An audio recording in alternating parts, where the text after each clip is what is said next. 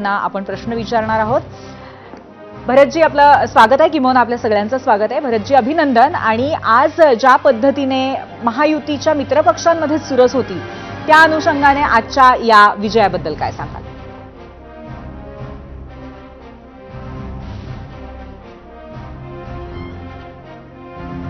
पहिलं मी माझ्या मतदार बांधवांचं, जनतेचं आभार मानतो की त्यांनी आम्हाला एक नंबरचा पक्ष या रायगडमध्ये दिला। कारण आमच्या 59 पैकी 21 सीट आमच्या आलेल्या आहेत, 16 सीट NCPच्या आलेल्या आहेत आणि 15 सीट BJPच्या आलेल्या आहेत। त्यानंतर उबाटा आणि काँग्रेस, पूर्वी एक नंबरला असणारा शेतकरी कामगार पक्ष यावेळेला त्यांची एकही सीट येऊ शकलेली नाही, हे दुर्दैवी म्हणावं। आणि आम्ही जे काही जनतेमध्ये वावरतो, मिसळतो, काम करतो, त्याचा फायदा आम्हाला मिळालेला आहे। आणि पुढं आता जे काही समीकरण आहे ते एकनाथ शिंदे साहेब, आणखीन मुख्यमंत्री देवेंद्र फडणवीस साहेब ठरवतील काय करायचं ते, आणि ते पुढच्या पद्धतीने आम्ही जाऊ मग। नक्कीच। त्याचबरोबर भरतजी, शिवसेनेनं एकट्याने लढून हे चांगलं यश मिळालेलं दिसतंय आणि आगामी काळामध्ये जिल्हा परिषदेमध्ये त्यामुळे महायुती एकत्र बसलेली दिसेल का, असा एक महत्त्वाचा प्रश्न आहे। शक्यता वाटते तशी आम्हाला, कारण मग हे आमचे नेते मंडळी आहेत, ते ठरवतील की कशा प्रकारे एकत्रीकरण यायचं ते। बरं, राज्यामध्ये सगळीकडे शिवसेनेची कामगिरी चांगली दिसते। आता हे यश नक्की कशामुळे मिळालंय असं तुम्हाला वाटतंय?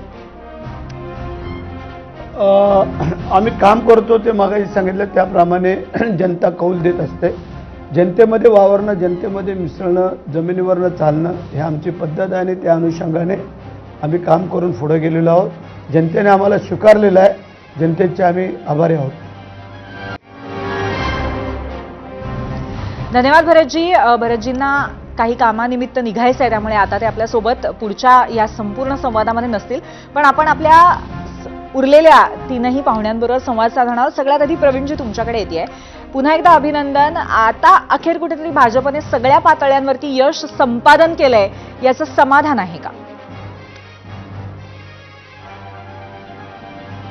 100% समाधान आहे।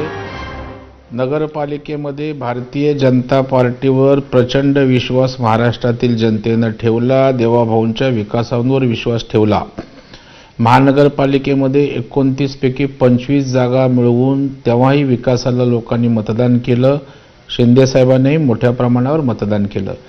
आणि आता जिल्हा परिषदेमध्ये बघाल की 7 जिल्हा परिषदा जवळपास भारतीय जनता पार्टीच्या नेतृत्वाखाली आलेल्या आहेत।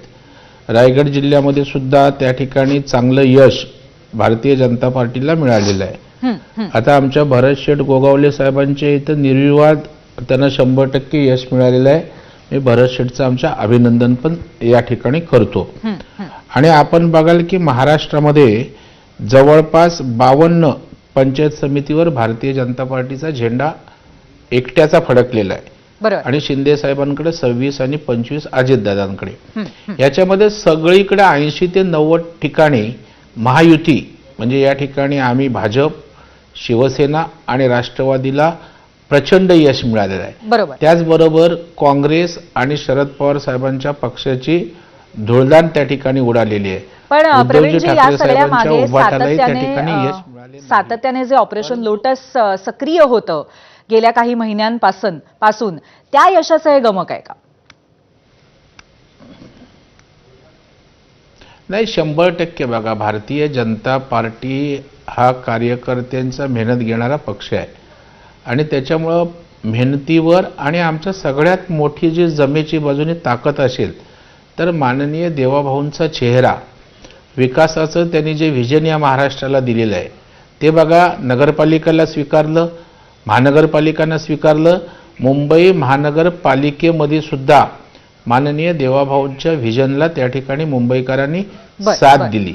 प्रवीणजी, तुम्हाला थोडंसं थांबवते, थोड्याने पुन्हा तुमच्याकडे येणार आहे, पण आता सध्या मी अंबादास दानवे यांच्याकडे जाते। ते सध्या आपल्याशी फोनवरनं संपर्कात आहेत। अंबादासजी, एकंदरीतच कोकणाचा जर निर्णय बघता कुठेतरी धक्का बसलेला शिवसेनेला